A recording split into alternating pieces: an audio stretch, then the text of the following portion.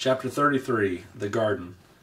After inspecting the grounds, Tawny asked Roz to remove all the dried brambles and weeds and leaves from the garden area. She asked her burrowing friends, the moles and the groundhogs, to dig through the dirt and loosen the soil.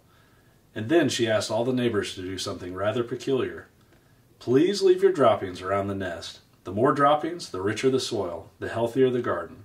As you can imagine, Tawny's request got everyone's attention. The place was soon crawling with woodland creatures, curious to hear more about the garden project. And just like that, the robot was meeting her neighbors. The plan to help her make friends was already starting to work. There was a festive feeling around the nest that day. Animals were coming and going and chatting and laughing. After some pleasant conversation, each neighbor would choose their spot, leave their droppings, and be on their way, and always with a smile. "We're happy to help," said two smiling weasels after finishing up their business. "It was our pleasure," said a flock of smiling sparrows before they flew away. "I shouldn't be much longer now," said a smiling turtle as he slowly made his contribution. As all this was going on, Roz walked around and thanked everyone. "I'm not capable of defecating," she explained, "so your droppings are most appreciated." Once the grounds were fertilized, it was time for the plants. Tawny brought Roz and Bright Bill out to a lush meadow. The robot sank her fingers into the ground and felt the spongy layer of roots below the grass. Slowly, carefully, she rolled up wide strips of sod, exposing the dark, wormy soil. She carried the rolls back to the nest and spread them out to make a patchy lawn. Then she transplanted clumps of wildflowers and clovers and berries and shrubs and herbs until the nest was surrounded by a scraggly collection of plants.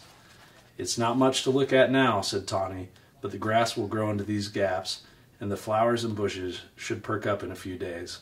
I'll return soon to make sure it's all taking root. Before long, this will be a lovely wild garden." Chapter 34, The Mother.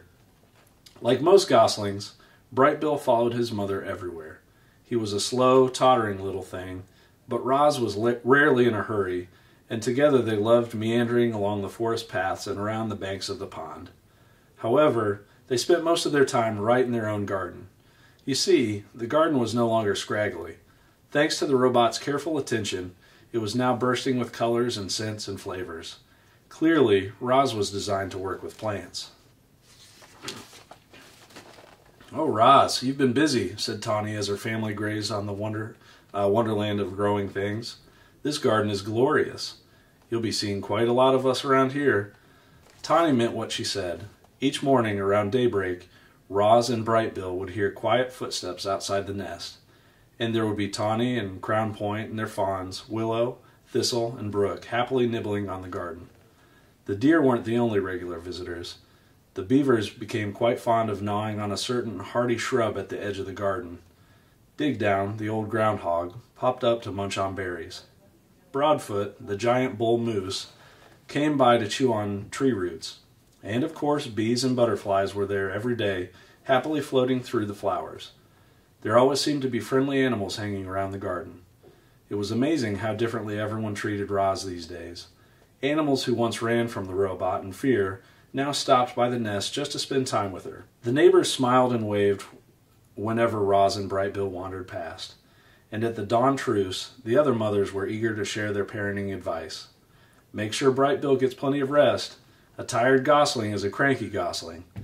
When the wind starts blowing from the north, you must immediately get Bright Bill to safety. North winds always bring bad weather. You'll never be the perfect mother, so just do the best you can. All Bright Bill really needs is to know you're doing your best." No gosling had ever had a more attentive mother. Roz was always there, ready to answer her son's questions, or to play with him, or to rock him to sleep, or whisk him away from danger. With a computer brain packed full of parenting advice and the lessons she was learning on her own, the robot was actually becoming an excellent mother. Chapter 35, The First Swim. "Good afternoon, you two," said Loudwing as she waddled into the garden. "Remember me, Bright Bill?" "Loudwing, Loudwing." "Very good," the old goose giggled.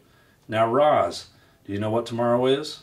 "Tomorrow is swimming day, the day when all the parents take their goslings out to the pond for the first time. And you simply must bring Bright Bill. "Swim, swim," said the gosling, shaking his tail feathers. "Brightbill can go," said Roz, "but I cannot swim. I cannot go on the pond with him. I will not be able to protect him." "Who'd have thought a big thing like you would be afraid of a little water?" Loudwing laughed. "Well, don't you worry about Brightbill. He'll be safe in the flock. And he's going to have so much fun swimming with the other goslings. We'll begin at sunrise, so don't be late. See you in the morning." And with that, the goose plopped into the water and glided away. "Swim, swim," said the gosling. "Yes, Brightbill," said the robot, staring at the pond. "Swim, swim." Early the next morning, peeps and honks and splashes began echoing across the calm water. Roz and Brightbill followed a trail through the fog and over to a beach that was crawling with fluffy goslings and proud parents. Roz took a few steps into the water, and her survival instincts immediately flared up. The robot's computer brain knew that if water got inside her body, it could do serious damage. And so, as the other parents began swimming across the pond, Roz stood safely in the shallows and watched. Brightbill ran up and down the beach with the other goslings, peeping and laughing and pretending to be afraid of the tiny waves. When one wave finally pulled him in, he felt his body floating on top of the water. A big smile appeared on the gosling's face. Clearly, Brightbill was designed to swim. "Very good, Brightbill," said Loudwing as she floated past. "You're a natural." "Yes, Brightbill, you're a natural," said Roz, trying to sound like a good mother. Loudwing rounded up all the goslings and gave them a quick swimming lesson. "Remember, everyone, paddle your feet evenly to swim in a straight line. Paddle with your right foot to go left, and paddle with your left foot to go right. Try it out and join the rest of us when you're ready. Happy swimming day!" Loudwing and other adult geese calmly glided toward the center of the pond. A jumble of goslings tried to keep up with them.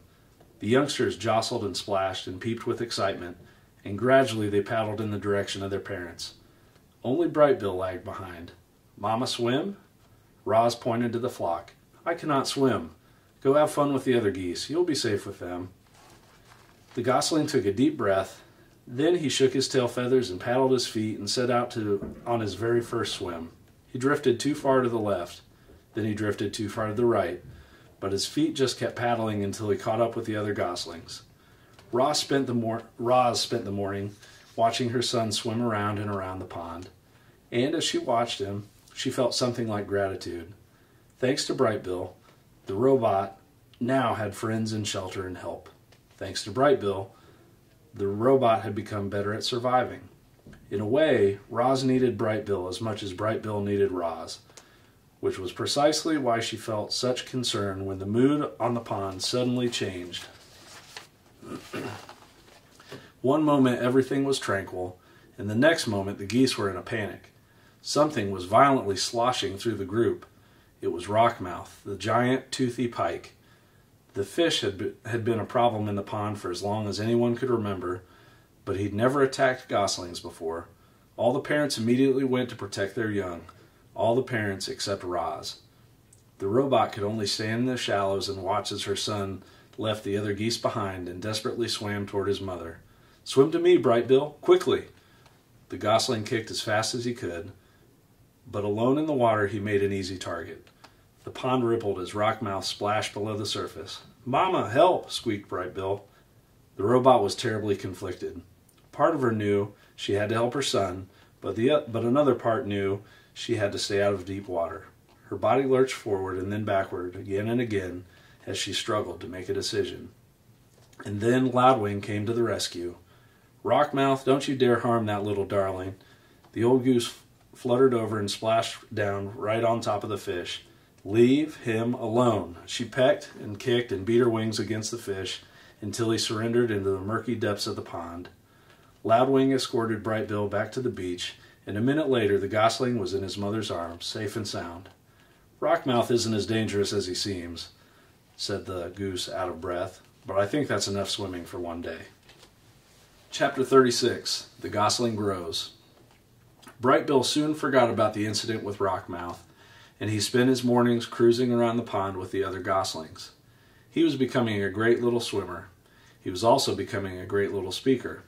"Hello, my name is Brightbill," he said to anyone who would listen. The gosling was small for his age, and he always would be, But he was growing bigger and stronger by the day. His increasing size was matched by his increasing appetite. He gobbled down grass and berries and nuts and leaves. Sometimes he'd snack on little insects. If it was edible, Bright Bill would eat it. And even if it wasn't edible, he might eat it anyway. Roz felt something like fright the time she saw Bright Bill swallowing pebbles on the beach. She was holding him upside down, hoping the pebbles would fall out of his mouth, when Loudwing stepped in. "Put the gosling down," said the goose with a laugh. "It's perfectly natural for Bright Bill to eat a few pebbles. They'll help him digest his food. But not too many, okay, little one?" Like most youngsters, Bright Bill was incredibly curious. He explored the garden and the pond and the forest floor, and he would occasionally explore neighboring homes. He'd wander down some hole in the ground and say to whoever was there, "Hello, my name is Bright Bill." Then a long robot arm would reach in and pull the gosling back out. "Sorry to bother you," Roz would say in her friendliest voice. The mother and son slipped into a good nighttime routine. While the gosling slept, the robot might tend the fire if it was cool out, or gently fan him if it was warm. If he woke up hungry or thirsty, Roz brought him food or water. And whenever he had nightmares, she was always there to rock him back to sleep.